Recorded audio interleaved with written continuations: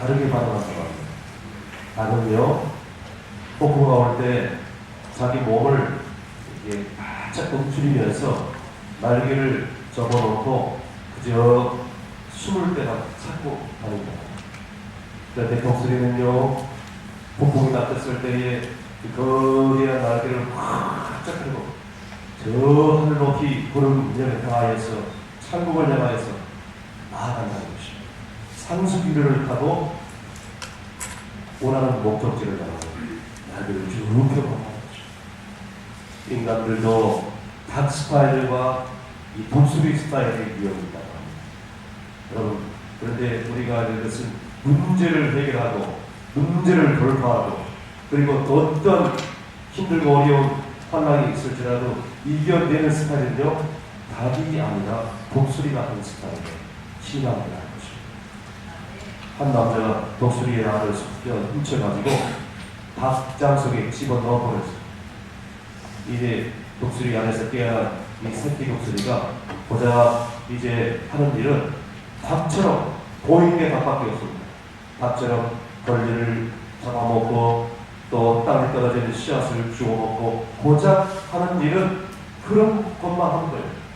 닭들에게 그런 것만 배우고 거대한 날개를 푸득거리면서 그냥 얼마 못 가서 그냥 많은 것을 접어버리고 계속 닭처럼 살아가는.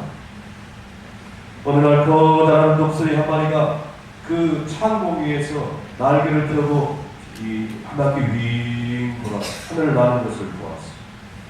동료 닭들에게 이 새끼 독수리가 물었습니다.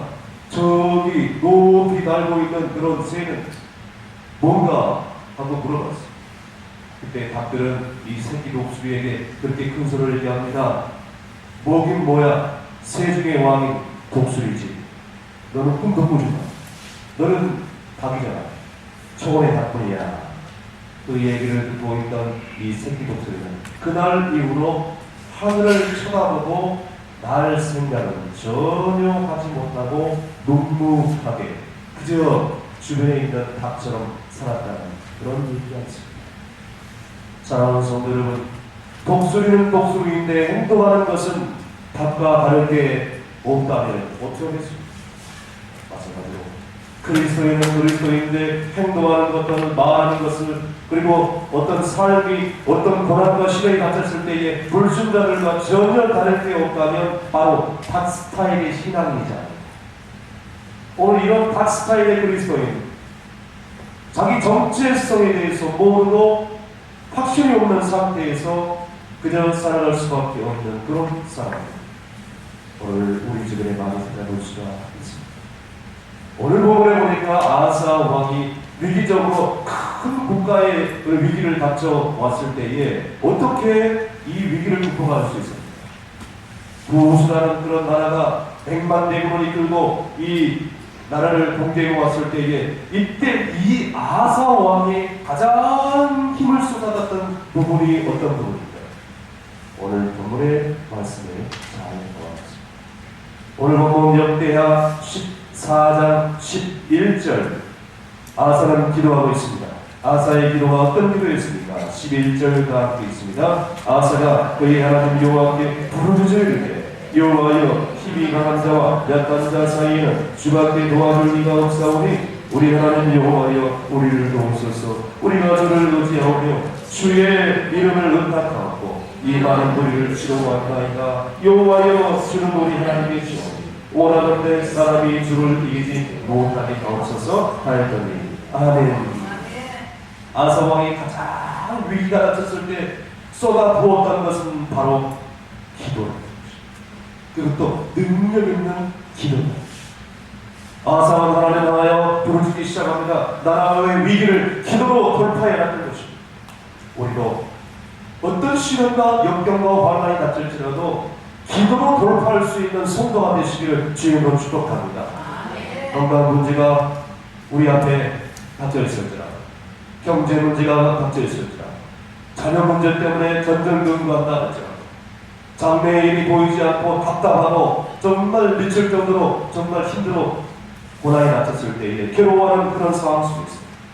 우리는 이 기도로 그 위기를 돌파하고 오늘 우리의 문제가 너무 크고 나는 힘이 모자라다. 나는 너무나도 약한 존재일 수밖에 없다는 것을 우리 하나님 앞에서 정직하게 시인하면서 오늘 본문의 아사 왕의 기도처럼 주여 여호와여 여호와만이 나를 도와줄 분밖에 없습니다. 주밖에 도와줄 리가 누가 있겠나이까. 여호와여 나를 도와주옵소서. 나를 도와주옵소서. 기도는요 이 두려움과 걱정 근심을 제거할 수 있는 힘이 있다는 거예요. 그래서 아사 왕이 기도했을 때 어떤 역사가 일어나죠?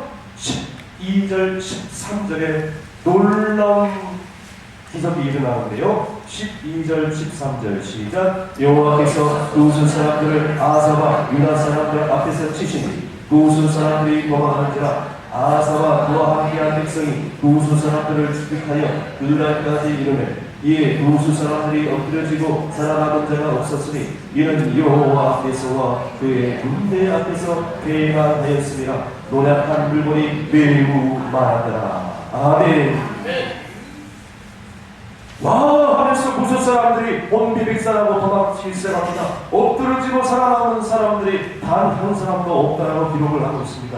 여러분 기도하면 이렇게 담대함이 생길 수밖에 없는 것이에요. 그래서 11절 중간에 주의 이름을 당하여 이 많은 무리를 치러왔나이다. 우리는 아무것도 할 수가 없습니다. 하면서 하나님 큰 일을 내다보죠. 아사 왕은 이 위기 속에서 문제를 보고 두려워하고 피하고 숨는 사람이 아니었고 문제 앞에서 당당하게 피하는 사람이 아니라 당당하게 앞으로 나아가서 이제 하나님한테 모든 것을 다 아뢰는 수 있는 사람이죠. 어디서 이런 일이 나왔을까요? 과연 이 아사 왕의 담대함은 어디서 나왔을까? 하나님에 대한 절대 믿음이 있었기 때문인 줄 믿으시길 바랍니다. 기도하는 순간부터 하나님과의 나와의 어떤 그런 문제들을 다시 쉽게 말씀드려서 기도하는 순간부터 사람과 사람이 전쟁을 하는 것이 아니라 이제는 그 전쟁이 이제는 기도하는 순간부터 바뀌어지기 시작하는데 어떻게 바뀌어지느냐. 인간과 인간과의 전쟁이 하나님과 인간과의 전쟁으로 바뀌어버린다는 거예요. 기도하기 전에는 나의 모든 문제였어요. 기도하기 전에는 나의 모든 염려였어요. 나의 개인적인 그런 어려움이었어요. 그러나 기도하고 난 다음에는 내 가정 문제, 내 자녀 문제, 내 장래 문제, 건강 문제, 경제 문제 이 모든 것들이 다 하나님께 수되어버려요. 그래도 기도하고 언제까지 전전긍긍하면서 그걸 계시겠습니까?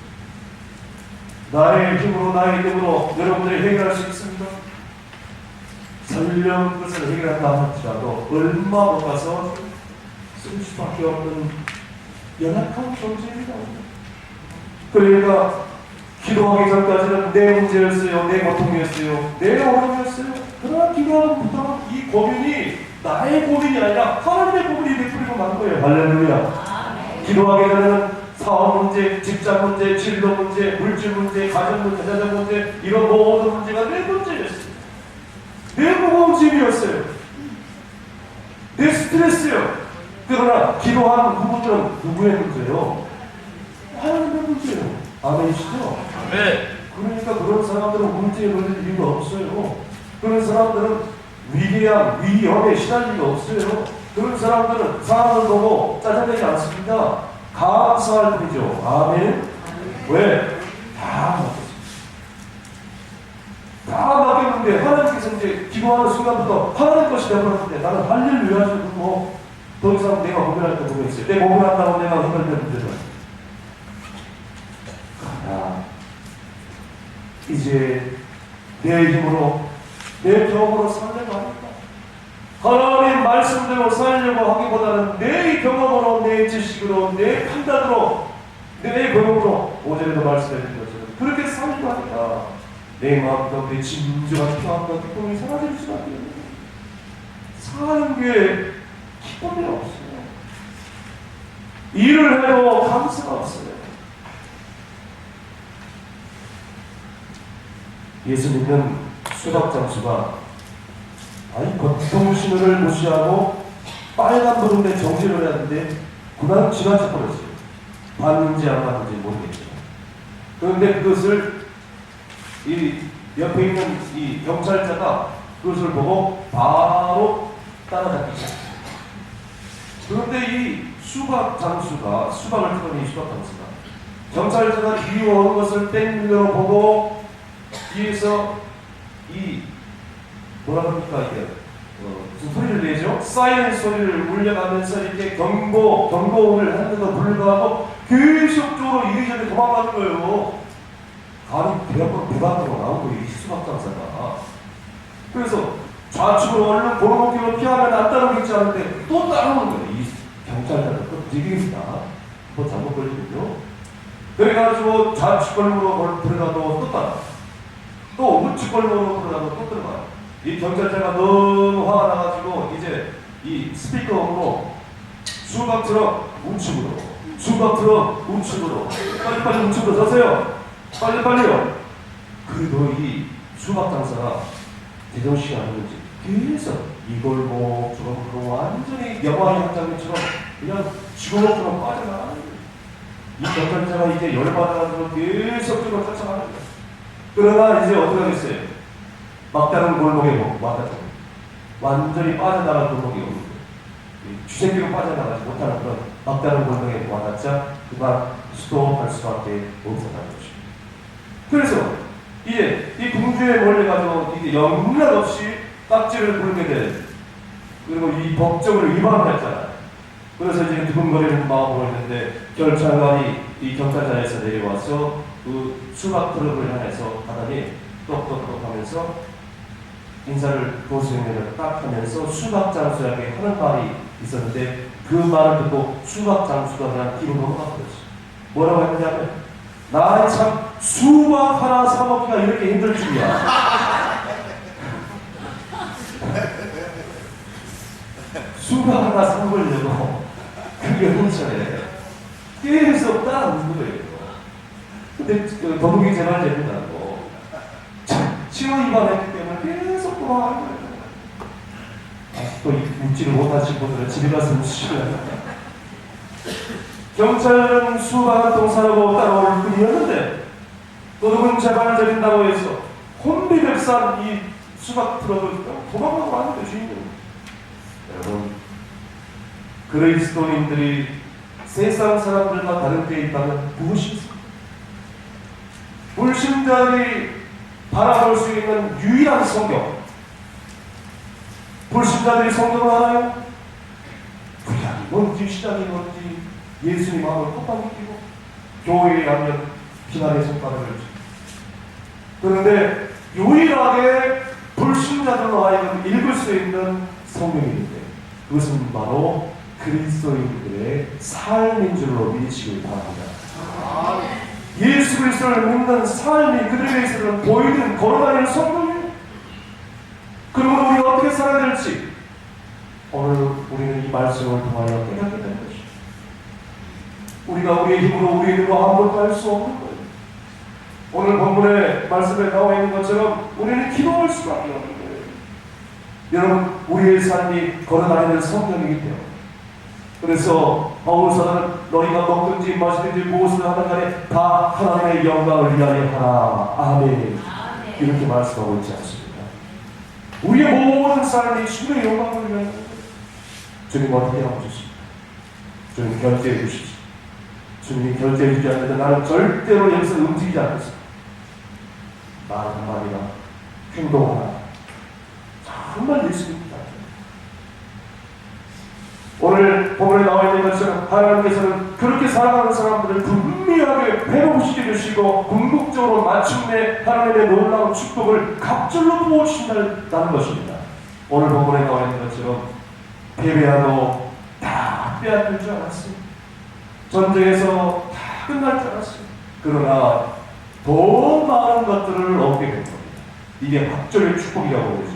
13절 하반절 보니까 노력한 물건이 매우 많았더라. 아멘. 반갑습니다. 노력한 물건이 매우 많았더라. 아멘. 얼마나 많은지 아마 쓸어 담기도 힘들었을 거예요. 그것을 이 가져오기가 힘들었을 거예요. 얼마나 전쟁의 승리 전리품들이 얼마나 많았는지 하나님께서 목절로 축복을 해주시는데 감동을 드리는 거예요. 여러분, 기도하니까 죽을 줄 알았는데 살아나는 거예요. 기도하니까 패배할 줄 알았는데 승리하는 거예요. 아멘 안 하세요? 기도하니까 우리 가정이 살아나는 거예요. 아멘. 기도하니까 우리 교회가 놀랍게 새로워지는 거예요. 아멘. 저절로 되는 거예요. 없다니까요. 공짜로 되는 게 없어요.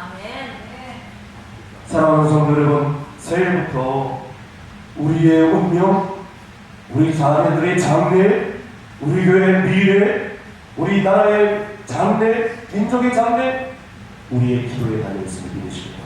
아멘. 그러므로 새해부터 부족한 점을 위해 생각들을 많이 기도해 주셔야 돼요.